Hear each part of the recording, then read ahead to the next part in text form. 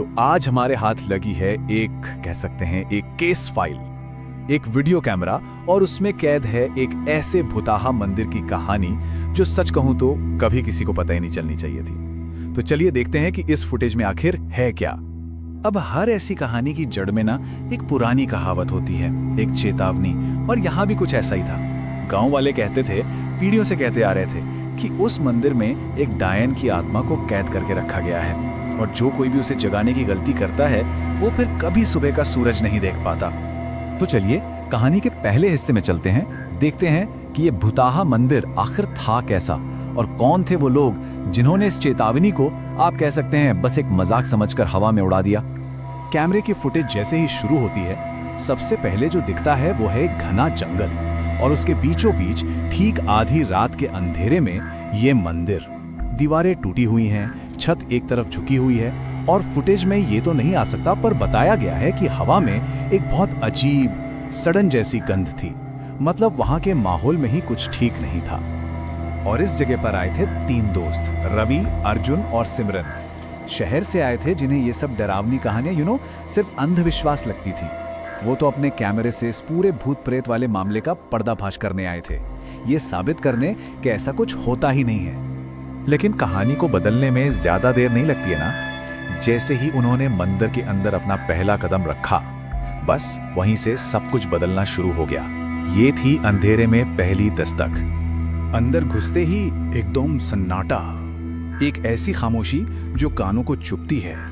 सिर्फ हवा की हल्की सी सरसराहट थी, और कहीं से टप टप पानी टपकने की आवाज। जानते हैं, ये वो वाला सन्नाटा था जो किसी बड़े तूफान के आने से ठीक पहले होता है। और तभी अर्जुन ने अपना कैमरा घुमाया और उसकी लाइट दीवार पर पड़ी, और वहां मोटे मोटे अक्षरों में, शायद कोयले से, एक साफ साफ धमकी लिखी हुई थी, जो मुझे जगाएगा वो सुबह नहीं देखेगा। और बस जैसे ही उन्होंने वो धमकी पढ़ी, चीजें एक के बाद एक होनी शुरू हो गई। सबसे पहले तो सिमरन की टॉर्च, जो बिल्कुल ठीक काम कर रही थी, अचानक उसी लिखावट पर पड़ते बंद हो गई। रवि ये देखकर हंसने लगा, उसे लगा ये सब मजाक है, और ठीक उसी पल मंदिर की वो भारी भरकम घंटी अपने आप जोर जोर से बजने लगी, जबकि आसपास कोई भी नहीं था। लेकिन ये सब तो सिर्फ एक शुरुआत थी। अब कहानी एक ऐसे मोड़ पर पहुंचने वाली थी जहां से वापसी का कोई रास्ता नहीं बचने वाला था। ये वो पल था जब दरवाजे हमेशा के लिए बंद हो गए। घंटी की आवाज सुनकर सब घबरा गए थे। अर्जुन ने फौरन अपना कैमरा उठाया और चारों तरफ घुमाने लगा। वो हर हाल में रिकॉर्ड करना चाहता था कि आखिर ये सब हो क्या रहा है। उसे सबूत चाहिए था। लेकिन कैमरे ने जो कैप्चर किया, उसे देखकर किसी के भी रोंगटे खड़े हो जाएं। फुटेज में दिखता है लंबे, काले, गीले बाल जो एक कंधे के ऊपर से लटक रहे हैं, पर उस कंधे के नीचे कोई शरीर है ही नहीं, कुछ भी नहीं, बस हवा।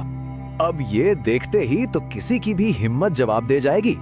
तीनों पलटकर भागे दरवाजे की तरफ, लेकिन जैसे ही वो वहां पहुंचे, मंदिर का वो भारी भरकम लकड़ी का दरवाजा धड़ाम से अपने आप बंद हो गया।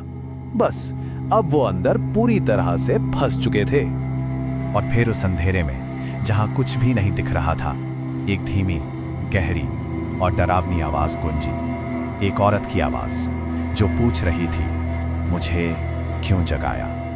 कैमरे की फुटेज में एक पल के लिए एक धुंधली सी झलक दिखती है।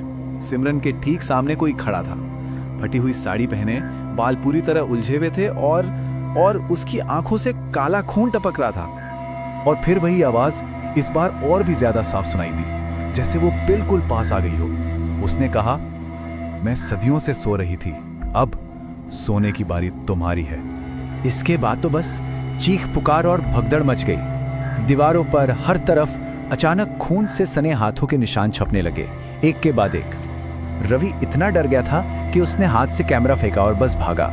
फुटेज वहीं गिर गई, पर ऑडियो रिकॉर्ड होता रहा, और उसमें रवि के भागने की आवाज के पीछे पीछे घुंघरुओं की एक खनक अंधेरे में गायब हो जाती है। और फिर सब शांत हो गया, खामोशी। अगली सुबह तक मानो वहां कुछ हुआ ही ना हो, सब कुछ खत्म। लेकिन पीछे छूट गया था एक सुराग, वो कैमरा, और उसी कैमरे में कैद था वो सच जो किसी को पता नहीं था। तो अगली सुबह जब गांव वालों की हिम्मत हुई मंदिर तक जाने की, तो वहां कोई नहीं था, रवि, अर्जुन, सिमरन तीनों के तीनों गायब, जैसे कभी वहां आए ही ना हो। मंदिर में बस एक ही चीज पड़ी मिली, वो कैमरा।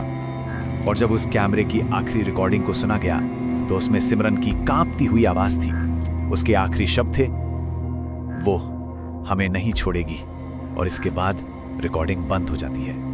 उस एक रात ने सब कुछ बदल दिया। वो कहानी जो पहले सिर्फ एक किंवदंती थी, अब एक सबूत वाली हकीकत बन गई थी। जो पहले सिर्फ एक चेतावनी थी कि वहां मत जाना, अब वो एक जीता जागता खतरा बन चुका था। मतलब पहले और अब में जमीन आसमान का फर्क आ गया था। और गांव वाले आज भी बताते हैं कि उस रात के बाद से कुछ बदला है। अब हर अमावस की रात को मंदिर की वो घंटी अपने आप बजने लगती है और जंगल से अब एक लड़की के खिलखिलाकर हंसने की आवाजें भी आती हैं, जो पहले कभी नहीं आती थी। कहते हैं कि उस हंसी के साथ साथ अब एक फुसफुसाहट भी सुनाई देती है, एक आवाज जो हवा में तैरती हुई कहती है, अब तुम मुझे भूल नहीं सकते। तो ये केस फाइल तो यहां खत्म हो जाती है, फुटेज भी खत्म हो जाती है, पर एक सवाल पीछे छोड़ जाती है।